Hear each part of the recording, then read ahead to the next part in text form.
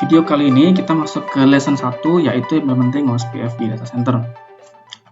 Ada beberapa course yang akan kita bahas di lesson kali ini. Yang pertama yaitu teori tentang OSPF versi 2. Kemudian di video selanjutnya kita akan mencoba untuk hands-on atau configure. Kemudian juga ada bagaimana verifikasinya. Kemudian juga ada decoding database-nya. Nah, setelah itu nanti ada OSPF versi 3, teorinya, kemudian config-nya, sama gimana kita troubleshooting-nya atau verifikasinya. OSPF versi 2 sendiri itu didefine oleh RFC 2178 yang terbaru. Ini artinya ini bisa multi-platform, multi-brand, tidak hanya Cisco yang bisa OSPF, ada juga perangkat-perangkat lain yang di dalamnya terdapat fitur OSPF. OSPF sendiri dikenal sebagai Link State Routing Protocol. Artinya link state advertisement atau paket-paket LSA ini didistribusikan ke semua OSPF router di dalam sebuah area. OSPF sendiri ini menggunakan Dijkstra algorithm untuk menentukan base path-nya. OSPF area itu dia mempunyai dua level hierarchical model ya. Ada area 0 dan area spesifik ya. Kemudian areanya sendiri itu sebenarnya didefinisikan menggunakan 32 bit number. Direpresentasikan dengan IP address format atau juga bisa menggunakan mode desimal. Tergantung nanti routernya support yang mana, apakah support yang IP address format atau yang decimal format. Kalau di sini contohnya ini ada area 000.15 atau kalau kita ketik dengan decimal format artinya area 15. Area 0 di sini adalah area backbone. Semua area 00 ini wajib dikoneksikan ke area 0. Kalau misal ada sebuah area yang tidak connect dengan area 0, ini nanti kita butuh membuat yang namanya virtual link, atau bisa juga dengan menggunakan tunnel. Tapi pada intinya, semua area yang bukan 0 itu harus connect ke area 0. Makanya biasanya untuk skala-skala kecil, kita pakai aja area 0 gitu. Toh, sebuah instant atau OSPF itu kalau tidak ada area spesifik itu nggak ada masalah, tapi yang wajib adalah area 0. Kemudian nanti ada juga yang namanya internal router. Internal router ini adalah router yang di dalam sebuah area. Gitu ya. Nah, ini contohnya nih yang area 2 ini yang bawah yang connect dengan laptop ini disebut sebagai internal router. Kalau backbone router ini adalah semua router yang mempunyai area 0. Kemudian juga ada yang namanya ABR, area border router. Area border router adalah sebuah router yang mempunyai 2 atau lebih area. Salah satunya harus area 0 dan satunya lagi area spesifik. Jadi area border router ini adalah area yang menghubungkan antara area 0 dengan area spesifik. Nah, kalau OSBR ini ditunjukkan oleh tanda panah, ini yang warnanya abu-abu. Ini sebuah router yang terkoneksi ke AS lain atau ke router lain. Atau ke router yang tidak menjalankan fungsi OSPF. Biasanya sih si ASBR ini nanti terkoneksi dengan routernya ISP, routernya third party lain.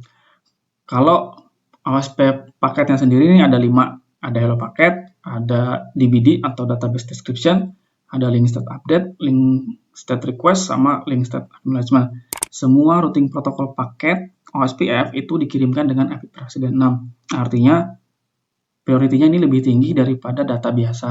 Oh iya dong, jelas dong. Kalau misalkan routingnya nggak dapat, artinya kan koneksinya putus gitu kan. Makanya OSPF-nya di set prioritinya lebih tinggi. Nah, kita sekarang masuk ke OSPF hello packet. Jadi OSPF hello packet ini dikirimkan ke multicast address 224.00.5, dikirimkan ke semua router interface, on all router interface which include OSPF. Intervalnya 10 detik. Ini juga digunakan untuk adjacency atau saling ngobrol sebelum perangkat tersebut berpartisipasi dalam sebuah OSPF. Jadi kalau teman-teman menggunakan broadband link atau pihak ketiga lain atau misalkan providernya itu tidak support multicast 224.00.5, ini nanti OSPF-nya nggak akan nyala nih, nggak akan nyambung nih. Jadi pastikan teman-teman Kalau mau bangun OSPF di real network menggunakan pihak ketiga atau link pihak ketiga, ini bisa support multicast paket 224.00.5 ya. Nah, selain 224.00.5 ada juga 224.00.6. Ini yang digunakan oleh DRBDR di dalam sebuah segmen broadcast network. Ada yang namanya OSPF link state packet ya atau LSA paket ya. Jadi semua network event, artinya semua keadaan atau perubahan yang di dalam sebuah network itu akan mengenerate sebuah LSA. Seperti link flap, node-nya reload, itu akan men-trigger LSA update packet yang didistribusikan ke dalam sebuah OSPF area. Router di dalam sebuah area ini akan mempunyai identical database. Artinya karena LSA-nya sama, maka database-nya juga sama gitu ya. Ini hanya berlaku di dalam satu area yang sama. Update-nya itu setiap 30 menit ya kalau dalam normal condition.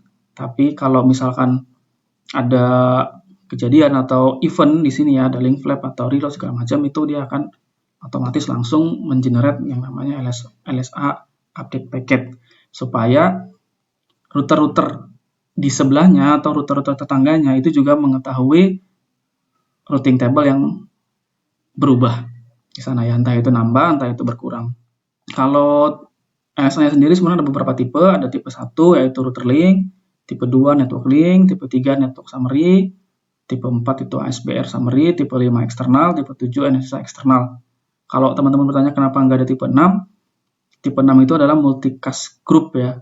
Jadi sekarang sih jarang dipakai, jadi kita nggak akan secara spesifik membahas LSA tipe 6. LSA tipe 1 yaitu router link. Ini untuk menginformasikan tentang routing table yang ada di dalam sebuah router. Ini di-advertise only atau hanya di dalam areanya saja. Artinya si LSA tipe 1 ini dia tidak akan nyebrang ke area lain. Kalau dicontoh di sini, tipe 1 LSA ini dipertukarkan di dalam area 0 saja. Untuk LSA tipe 2 yaitu network link, ini biasanya digunakan di dalam broadcast segment network.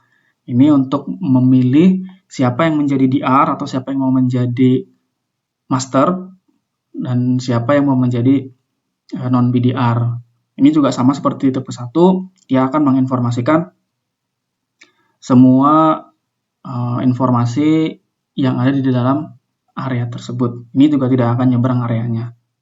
Untuk LSA tipe 3 yaitu network summary, ini di-generate oleh ABR. Jadi kalau ada pertanyaan, kalau LSA tipe 1 hanya ada di dalam area, terus bagaimana sebuah area lain yang tidak terkoneksi langsung ke area 1, dari contoh di sini area 2, tahu network atau routing table yang ada di dalam area 1? Jawabannya adalah menggunakan LSA tipe 3, yaitu network summary. Jadi nanti si ABR akan menginformasikan summary routing-routing yang ada di dalam area tipe 1, sehingga area 2 yang tidak terkoneksi langsung dengan area 1 itu bisa mengetahui informasi yang ada di dalam area 1. LSA tipe 4 yaitu ASBR summary. Ini adalah paket yang berisi informasi terkait external routing atau routing-routing yang bukan dari OSPF itu sendiri. Ini di-generate oleh ABR. Jadi prosesnya seperti ini teman-teman.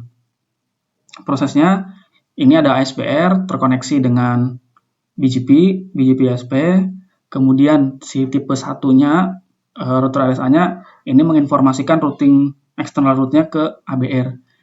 Nah, ABR yang ada di area 0 dan area 1 itu menginformasikan ke ABR yang ada di dalam area 2 berupa paket LSA tipe 4 namanya, kayak gitu sih. Nah, kalau LSA tipe 5 itu di-generate oleh ASBR. Jadi si ASBR ini nih biasanya nanti ada redistributnya nih dari BGP ke OSPF. Nah, dapat kan si ininya kan, si ASBR-nya dapat routing BGP kan. Kemudian dia distribute, disebarluaskan sebagai LSA tipe 5, yaitu tipe external route. Tipe 7 ini adalah NSSA eksternal. Ini biasa digunakan untuk not so stable area, NSSA area ataupun totally stable area. Ini adalah sebuah manipulasi daripada harus menggunakan tipe 5, si NSSA ini mengkonvertnya menjadi tipe 7. Kayak gitu sih. Tapi kalau ada pertanyaan kenapa harus dikonvert segala macam, ini nanti tergantung kebutuhan teman-teman. Lanjut ya. Nanti lebih jelasnya terkait LSA tipe ini nanti pada saat hands-on. Nanti teman-teman akan lihat apa sih perbedaan antara tipe 1, tipe 2, tipe 3, tipe 4, tipe 5, sama tipe 7. Kalau boleh saya cerita, sebenarnya di perusahaan tempat saya bekerja ini hanya sekedar teori saja sih. Dan LSA tipe 7, tipe 6, tipe 5, 4, dan 2 itu jarang banget dipakai. Tapi karena ini sebenarnya ada dan di ujian juga biasanya suka ditanyain sih, entah itu ujian CNA, CNP, atau yang lain-lainnya, biasanya suka ditanyain sih area-areanya. Sebelumnya kita bahas LSA tipe, sekarang kita bahas OSPF area tipe. Ada normal area, ada stub area, ada totally stub area, ada not so stubby stub, ada totally NSSA area. Mungkin teman-teman bingung nih, mungkin kalau yang sudah berkecimpung di dunia network engineering ini juga jarang banget dipakai sih.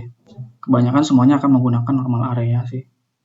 Tapi nggak apa-apa, untuk pengetahuan kita akan bahas semuanya. Normal area adalah regular area di mana nanti ada tipe 1, tipe 2, tipe 3, dan segala macam-macamnya. Yang membedakan normal area dengan area lain adalah ini bukan merupakan ujung atau bukan merupakan stub ya, ini di tengah-tengah aja gitu kan. Kemudian ada yang namanya OSPF stub area. Ide besarnya kenapa harus ada stub? Stub itu artinya ujung ya. Nah, seperti ini nih. Jadi ide besarnya adalah daripada si router yang ada di area 3 ini ya, itu mempunyai banyak routing table, lebih baik kita filter aja gitu kan. Sehingga tidak banyak routing table, tidak pusing segala macam. Secara spesifik, stub area ini dia tidak mengizinkan LSA tipe 5. LSA tipe 5 itu apa? Yaitu external routing ya. Jadi dia tidak mengizinkan LSA tipe 5, tapi boleh mengizinkan LSA tipe 1, tipe 2, dan tipe 3. Ini nggak boleh nih nanti nih, si ini nih, apa namanya, ada E2 gitu, E2 atau E1, atau external itu nggak boleh. Sebagai gantinya nanti si ABR ini yang ada di sini, ini nanti akan mengirimkan biasanya sih default route. Untuk OSPF totally stubby area, di sini hanya ada default LSA yaitu tipe 1 sama tipe 2 saja yang diizinkan masuk ke area tersebut. Sementara sisanya itu tidak diizinkan. Sebagai gantinya, tipe 3, tipe 4, dan tipe 5 LSA itu akan difilter dan menjadi sebuah default route ke arah ABR-nya. Nah, ada juga yang namanya NSSA area. Kalau NSSA area ini mirip kayak stub area gitu. Bedanya kalau stub area itu tidak mengizinkan LSA tipe 5, kalau si NSSA ini dia memanipulasi tipe 5-nya menjadi tipe 7. Jadi boleh ada external route masuk ke sini, tapi sama si OSPF akan dirubah LSA-nya menjadi tipe 7, bukan tipe 5. Makanya tadi LSA tipe 7 itu adalah NSSA, LSA, NSSA. Nah, kalau totally NSSA, ini tipe 1, 2, 3-nya nggak boleh juga nih. Nah, dia hanya bisa mengizinkan si tipe 7-nya aja gitu. Oke ya. Jadi hanya ada tipe 1, tipe 2, sama tipe 7. Nah, bagaimana proses sebuah OSPF itu dari down menjadi full? Ini ada banyak sebenarnya ya. Ada down, ada init, ada two-way, ada extart.